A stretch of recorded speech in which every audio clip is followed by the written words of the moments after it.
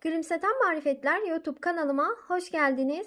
Öncelikle nasılsınız? İyi misiniz? İnşallah hepiniz çok çok iyisinizdir. Sağlıklı, sıhhatli, hayırlı günler dilerim.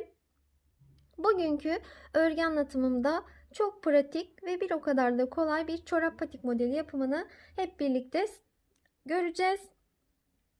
İnşallah sizler için faydalı bir video olur. Bakın görüntüsü bu şekilde, fakat ayağı giyildiğinde gerçekten çok güzel duruyor ve ayağı sıcacık kavrayan bir çorap patik oldu. Gerekli malzemelerim: tek renk bir patiklik ip kullandım. 3 mm şişlerim var. 1 adet iğnem var ve makasım var. Şimdi çorap patiğimizi kenara alalım. Çorap patiğimiz her türlü ayak numarasına olur. Sadece ayaklarınız 50 ise ilmek sayısını fazla yapın. O kadar. Şimdi 50 ilmek atalım şişimize. Ben ipi boynuma atarak örüyorum. Sizler nasıl örüyorsanız o şekilde başlayabilirsiniz. İlmeklerimi bu şekilde atıyorum. 50 ilmeğe tamamlayalım. 50 tane ilmeğimi şişime attım. Burası örgümün arka yüzü, yani ters yüzü. İlk ilmeği örmeden aldım. Diğer ikisini ters olarak örüyorum. İpimi arkaya geçirip şöyle ilmeğimi gevşetiyorum. 2 ilmeğimi düz örüyorum. Bakın 1 2 ilmeğimi düz ördüm. 2 ilmeğimi ters örüyorum. Sıradaki 2 ilmeğimi düz örüyorum.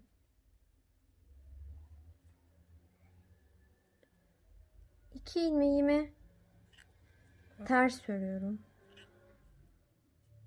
2 ters, 2 düz olarak sırayı tamamlayalım.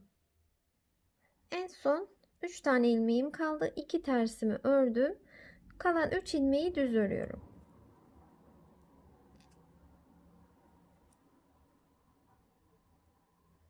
Bu ilk sırada ilmeklerimiz biraz sık olduğu için örmesi zor olabilir.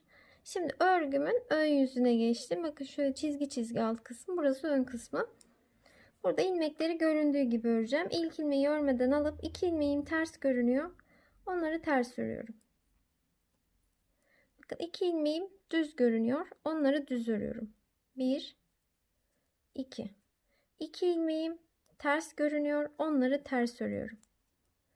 Arka kısımda da yine ilmekleri göründüğü gibi örerek 2 düz, 2 ters, 2 ters, 2 düz bu şekilde örmüş oluyoruz. Bakın 2 tane ters, 2 tane düz, 2 tane ters. Bakın böyle hem de 2 ters, 2 düz lastik örgü modelimiz ortaya çıkmış olacak. Bu şekilde sırayı tamamlayalım.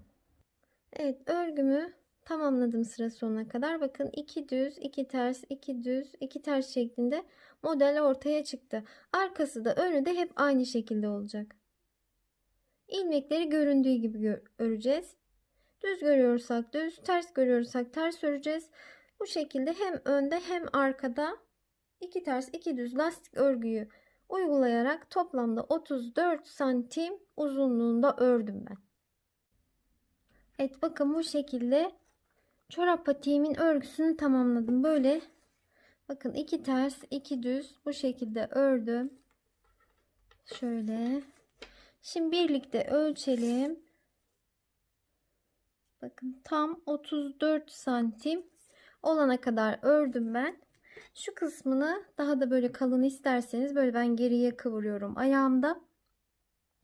Daha da fazla örebilirsiniz santim olarak. Şimdi burası çorap patiğimin ön yüzü örgümün.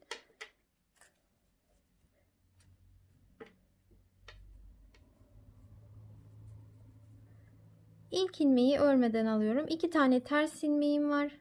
Onları ters örüyorum. İkisini birlikte. Bakın 2 tane düz ilmeğim var. İkisini birlikte düz örüyorum.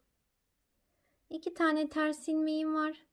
İkisini birlikte ters örüyorum. 2 tane düz ilmeğim var. İkisini birlikte düz örüyorum. 2 tane ters ilmeğim var. İkisini birlikte ters örüyorum.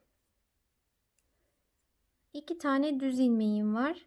İkisini birlikte düz olarak örüyorum. 2 ters ilmeğimi ikisini birlikte ters örüyorum. Bu şekilde devam edelim.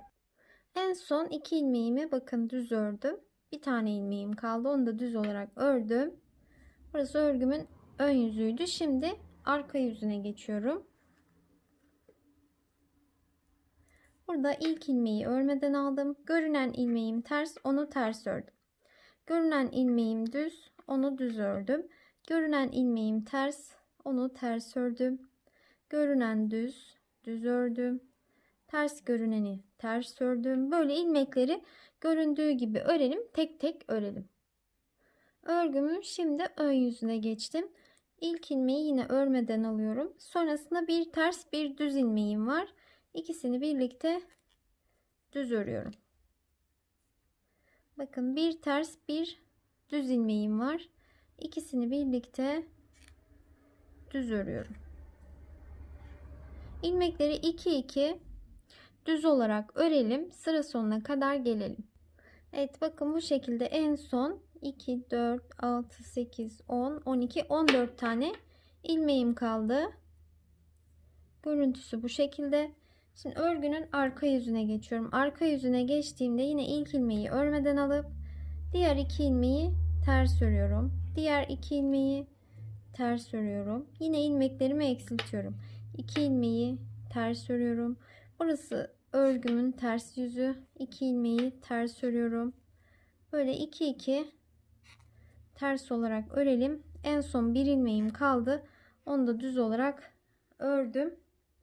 Şöyle bakın kaç tane ilmeğim kalmış. 2, 4, 6, 8. 8 tane ilmeğim kalmış. Bu ilmeklerimi artık burada bırakıyorum. Ve ipimi dikimine yetecek uzunlukta bakın bu şekilde kestim. Bunun uç kısmına şimdi iğnemi geçireceğim. Evet bu şekilde iğneme ipimi geçirdim. Uzunca bir şekilde kestim. Burada kalan ilmeklerimi iğneme geçiriyorum.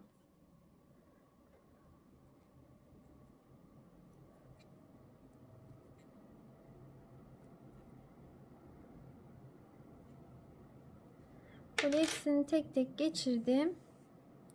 Bu şekilde çekiyorum ipimi. Ve çorap patiğimi böyle tersinden dikeceğim için tersine çevirdim. Bakın bu şekilde düzme işlemini yaptım.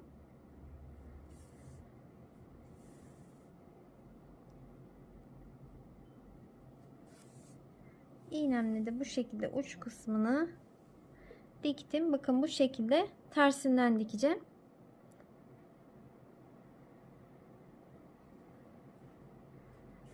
Düz örgü. Yani lastik örgü olduğu için bakın en sonu şöyle 2 ilmeği birden alıyorum.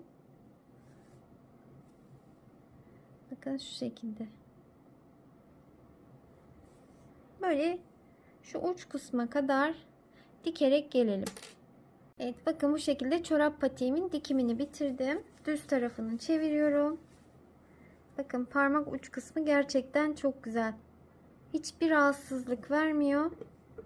Bakın bu şekilde. Dilerseniz böyle uzun olarak da kullanabilirsiniz. Dilerseniz böyle kıvırarak da kullanabilirsiniz. Böyle lastik örgü olduğu için her türlü ayak numarasına olacaktır. Fakat ayaklarınız biraz enli ve sıkı örüyorsanız ilmek sayısını fazla yapabilirsiniz. Bu şekilde bakın. İkisini de tamamlamış olduk.